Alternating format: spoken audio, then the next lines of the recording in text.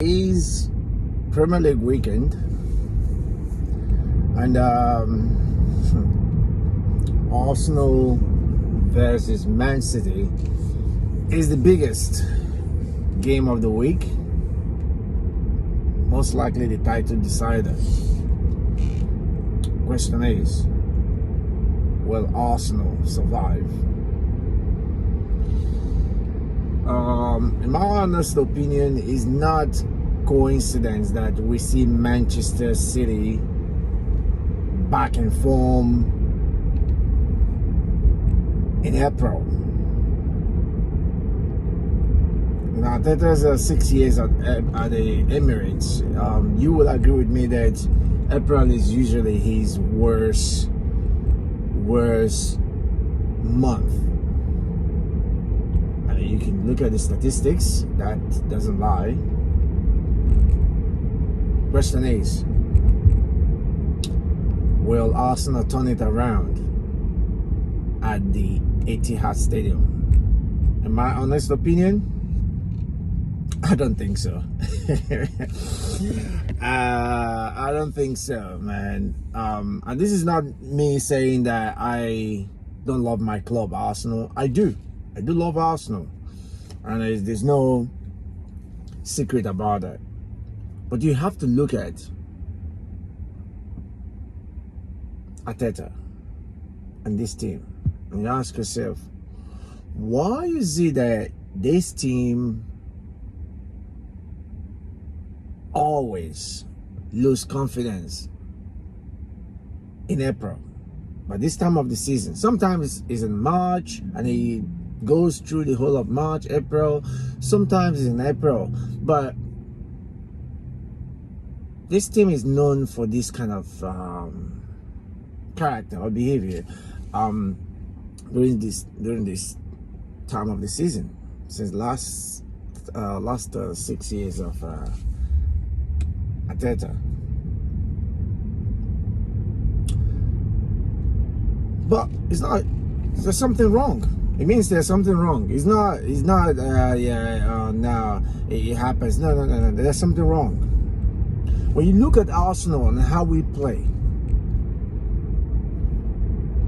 there's nothing wrong with it if we're getting results, right?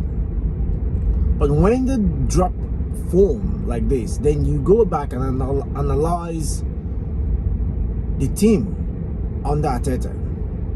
Why is it that the players that usually lose form easily, quickly at Arsenal are the attacking players? Why? Have you ever asked that question? Why is it that it's always the front four, that's the number 10, the wingers and the point man, they usually drop form at Arsenal? Is not a coincidence. Something is wrong with the system. Something is wrong with the way this team is coached. Mikel Arteta just do most times in those attacking position, try and lock. Like, we know is Martinelli or Trossard that's gonna start up front, and then you're gonna have Gyökeres, and then you're gonna have Saka. And if Saka is injured, then Madueke starts. And it doesn't matter if Madueke is playing well. And then we know that the change is going to be take Madueke off and then bring Max Darman in that position. And then take Martinelli off, bring Trossard for that position. And then take Gyökeres off. And then you bring Kai Havertz or Gabriel Jesus. And then if all the guys that started the game, then you're gonna take him off and then bring Eze in. Like, it's so tailored, it's so predictable. You know exactly who's gonna come on and who's gonna come off. Take for instance the game against Bournemouth. I couldn't talk about that game because I was so angry. I was really furious. Now you have Zubimendi having the worst day of his life. He was having absolute nightmare, and all you can see, okay, Madueke plays well when we are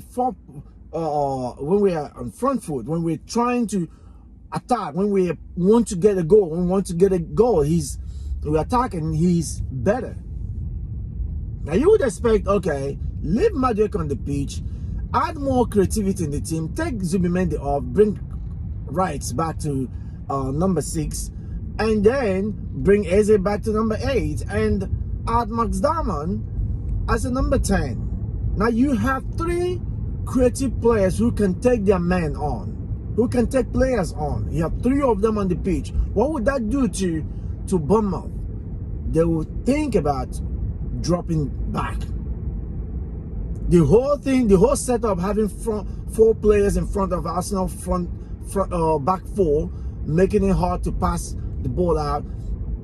Just the same system Manchester City used against us in Carabao Cup. It would have forced Bournemouth to track back, to return back, to drop deep a bit and consider defending rather than being offensive, because you have now added another creative player in the midst, making Arsenal dangerous.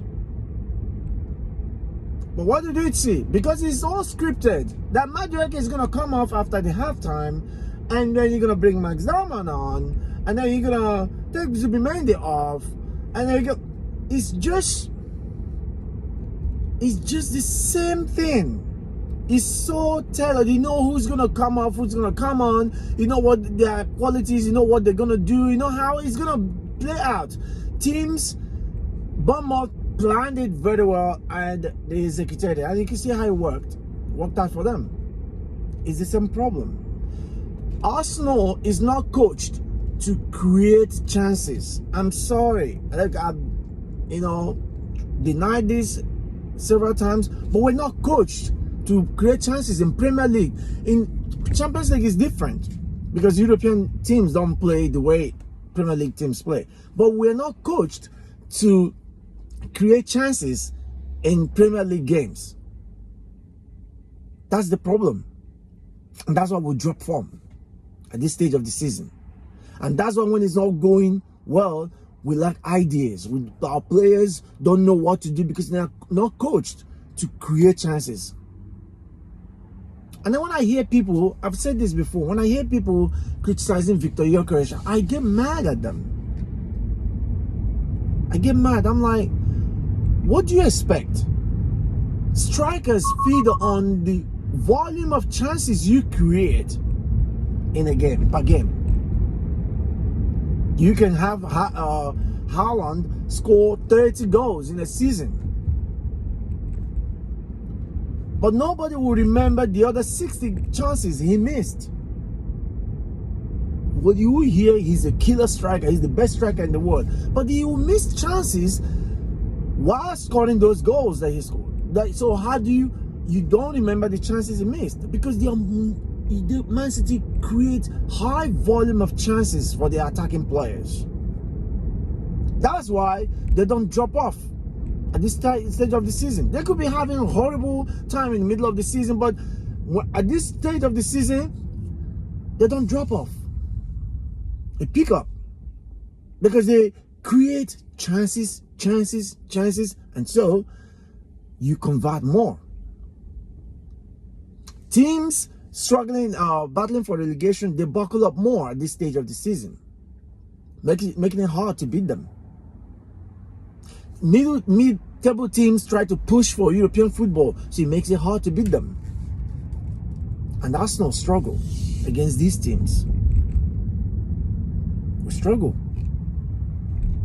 And you really want to tell me that we will have magic at the Etihad?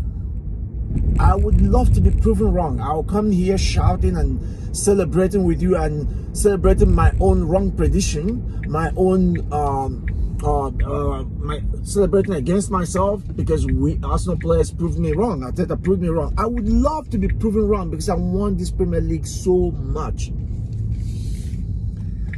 But as it stands, you and I know it's just all about, okay, let us just believe that something's gonna happen. Let us just believe, or they might just nick it with one way or the other. Maybe one set piece or something happens and then we score and then we manage to pull off something. Believe me, a draw at Etihad, I will celebrate it. A draw, I will celebrate it, because I don't see anything coming out of this team. I'm sorry.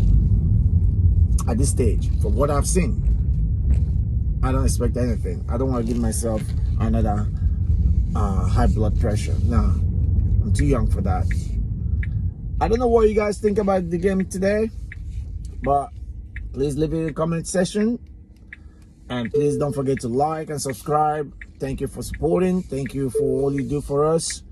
I'll see you guys after the game. I'm definitely going to come back here to talk about it. Thank you. Please don't forget to subscribe. Ciao.